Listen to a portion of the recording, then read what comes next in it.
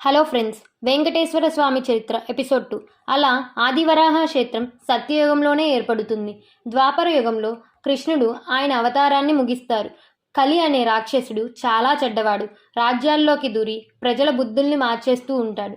బ్రహ్మదేవుడు ఒకరోజు నిద్రపోతుండగా ఆయనకు ఒక కల వస్తుంది. ఆ కలలో భూమి మీద ఉన్న ప్రజలు అందరూ పాపాలు చేస్తారు.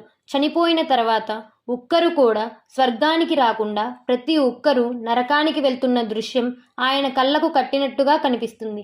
బ్రహ్మదేవుడు లేచి ఏం చేయాలో తెలియక వైకుంఠానికి పరిగెత్తుకుంటూ వెళ్తాడు. విష్ణువుతో ఈ కలయుగంలో ప్రజలు అందరూ ఎక్కువ పాపాలు చేస్తున్నారు, వీరిని కాపాడాలి అంటే మీరు భూమి మీద కొలువవ్వాలి అని వేడుకుంటారు.